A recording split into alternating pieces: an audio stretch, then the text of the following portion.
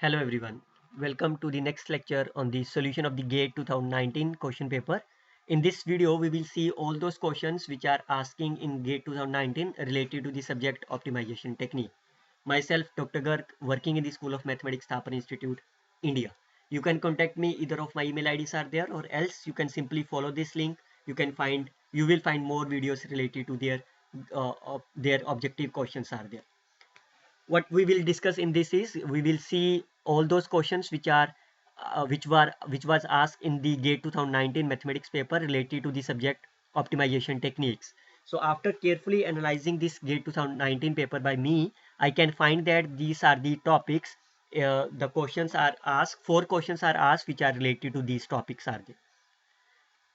And you can browse the GATE 2019 question paper. You can see the question number 1, 23rd, 26 and 52 are there, which are related to the optimization techniques, and that we will try to discuss in this video.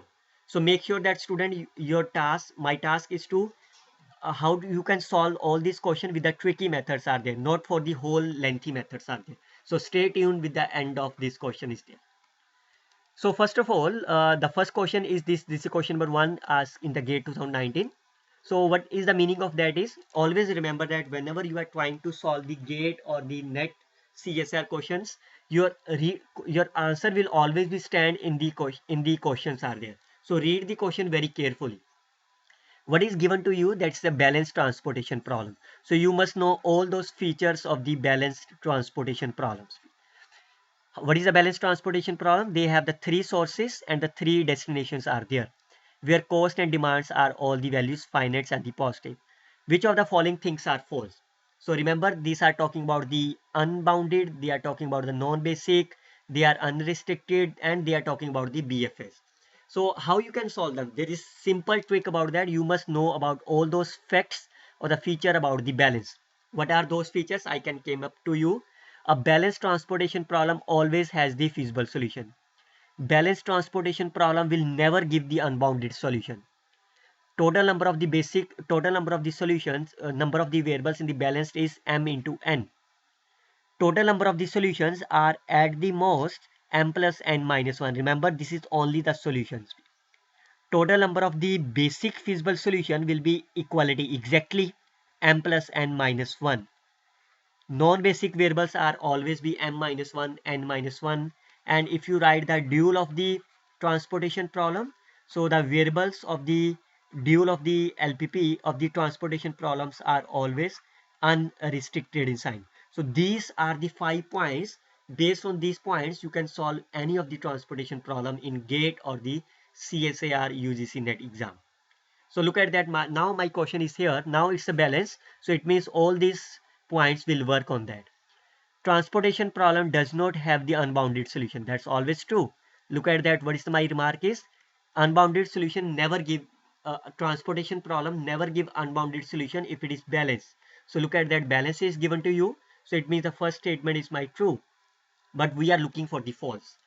The number of the non-basic variables. So how many non-basic variables are? M minus 1, n minus 1. So what is the m is 3, n is my 3. So what is the m minus 1, n minus 1? M 3 minus 1 and 3 minus 1. That is the 2, 4. This is also be the true. The dual variable of the transportation problems are unrestricted sign. That's always true. The dual of the transportation problem always unrestricted. So this is also true. Transportation problem has at most 5 BFS. So what is the how many number of the BFS are? M plus n minus 1. So this is 3 plus 3 minus 1, 6 also. But look at that, this is the at the most. But once we are talking about the BFS, it must be exactly.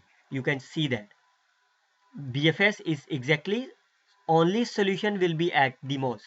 But since here is the BFS they are asking, but they are at most, so it means this is my false and this is the correct answer of this one. So remember that you have to apply the trick instead of solving the problem. Look at the next one, question number 23rd asking the GATE 2019. Again, you have to read the statement very carefully and you have to answer of this filling the blanks. Make sure that answer is always be written in the question. What is the trick behind that? This is the question which are asked. This is a major part in the question. Rest all are the simple words are there. Now what is the meaning of the feasible solution? What is the solution is which satisfy here? These are given to you. So when you said this will be the solution, when you said this will be the solution, when it's satisfied, when it satisfies the constraints. So it means you can substitute this value in these two equations. So once you will substitute, you will get here. So from here you can find the value of, like, simplify this, else there is no need of them. What is the meaning of the feasible is if satisfy these conditions. It means the first one is greater than 0 satisfied. It means what is the condition on that is B must be greater than equal to 0. C must be greater than equal to 0. What is the meaning of the basic is, look at that, what is the n is, what is the n is my 4, what is the n is number of the variables. So how many variables are there, x1, x2, x3 and x4. What is the m is 2, what is the n is, m is number of the constants, how many constants are there, 2. So what is the meaning of the n minus m? This give you the non-basic feasible solutions. So what is the value of the non-basic feasible solution? 0. What is the n minus m is 2. It means that 2 of the variables out of the 4 must have a 0 value. One of the variable as a 0 is given. It means x1 will never be 0. So it means either B will be 0 or C will be 0. Then only this n minus m condition will satisfy that. So what will happen if B is 0? So if you substitute B 0 here, then you will get C as a minus 1. But it violates this condition. It means this will never be 0. Hence, once what will happen if C will be 0, you will get B as my 2. If you substitute here, B as my 2, C as my 0, what is the value of the A? A will be my 5. So what is the answer of A plus B plus C? 7. That's the right answer. So that's because the only thing is asking in this question is basic feasible solution. So I apply this is the definition of the solution. This is the definition of the feasible. This is the definition of the basic. So that's the simple task behind that. Look at the next example. This is the question number 26 asked in the GATE 2019. And there are the several 4 options are there. You have to check which one is the correct. So if you think about that, something is related to the dual, something is related to the optimal, something is related to the feasible of the dual, infeasible and so on. So how you can solve them? We all know that the relation between the primal and the dual, that is a weak duality theorem. So firstly you have to draw the graph of this. I can simply draw them. It will be my minus 4 and this will be my of 2. So this is the portion which lies towards them. Whatever the value of the beta is there, so look at the beta will always be 0, greater than 0. So I can take beta as say my of 0.5. You can take any of the value as here. So what is the graph of this? It will be look like say here. This will be here. So this is my common portion because both are the less than of them. So first look at the first point. LPP always has a finite optimal solution. Now since look at that, this is my feasible area. And what is the feasible area is? Bounded. So once it is bounded, it will always give the optimal solution. So it means this first one is the correct statement. So it means the answer of this will be wrong. Because which of the following is true? It means the first one must be there. So this one also be a false. So you have to think about the first and the third. So look at the second point. Since there is no second, so second definitely be a false. But how? Look at the dual of the LPP may be infeasible. But this is not true. Dual of the LPP is infeasible when the primal has unbounded solution B. So but it has the bounded reason. So it will never give the unbounded one. So it means this is my false. Also since we are working on the MCQ, so we have to discard the option. Now we will check only for the fourth case. If we are satisfied the fourth one, then it will automatically be right answer. Or if fourth will fail, then first and third will be there. So we will check the first. Okay, we will check the third one also. Is a feasible of the dual, a feasible of the original LPP. So do you know what is the relation between the feasible? That will be according to the weak duality theorem. What is the weak duality theorem is?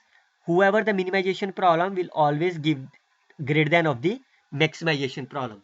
So LPP primal problem has the maximization problem. So the dual has the maximization problem. So what is the dual objective function? This is 4y1 plus 6y2. Okay. So this is the feasible solution of the dual. So what is the objective value at 1, 2? This is 4 into 1 plus 6 into 2. So 12 plus is 16. This is my primal solution. So what is the answer? Is that Z is my primal? So is this satisfied? Yes, this is satisfied. So it means this is also the correct statement. So the first and third, this is the correct statement, but can fourth be also be there? Look at that. X1 and X2 are my basic solution of the LPP. So are the basic solution of the primal LPP. It means once you solve this LPP, X1 and X2 will be there. And since there are the two constants, so it will be here. And if you find this Zj minus Cj rho, this is my solution. And this is given to you half. What is the value of this?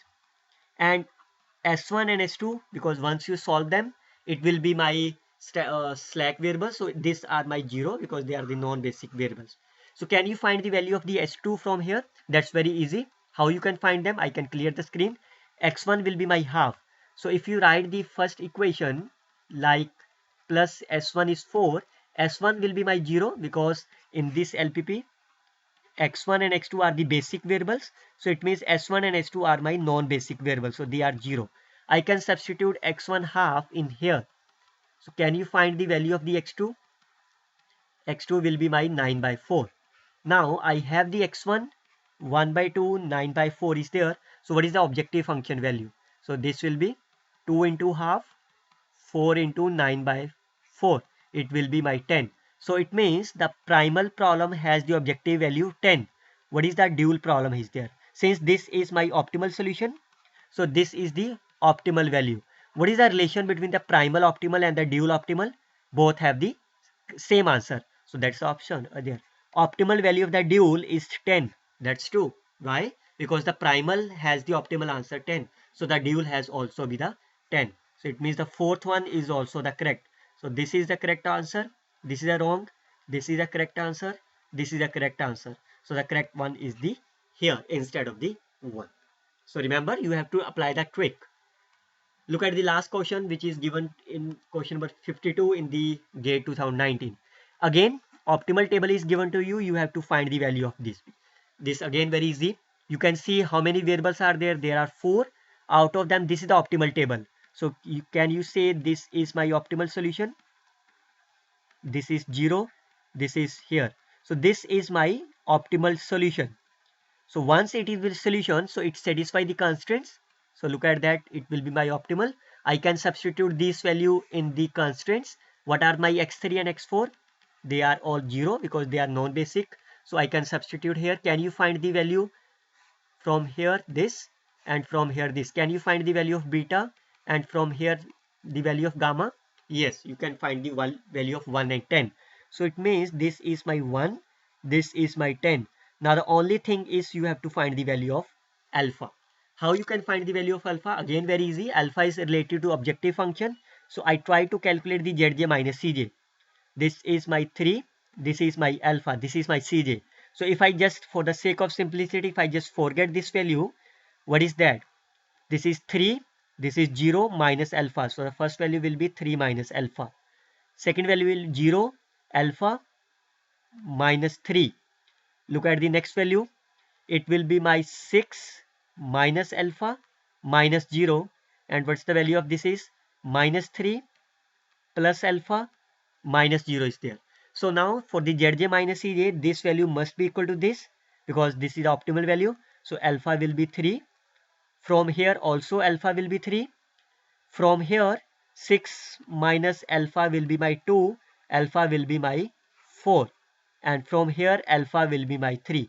It means the alpha is either 4 or 3. So it means the answer of this will be either 4 or 3. So the answer will be 4 plus 1 plus 10 or 3 plus 1 plus 10. So it will be my 14. It will be my 15. So the correct answer of this will be 14 or 15 is the right answer. So this is the simple way you can find the value of alpha plus beta plus gamma. Again, what is the concept behind that? This is the optimal solution. You have to find this. Since it is a solution, so you have to satisfy the constraints, find the values and so on.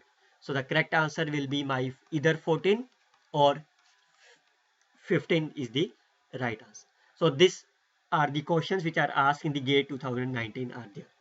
In the next lecture, we will see the GATE 2020 questions related to the optimization techniques. Till then, you can share this video to your friend. You can subscribe the channel for more updated videos on them. Best of luck, students. Happy learning.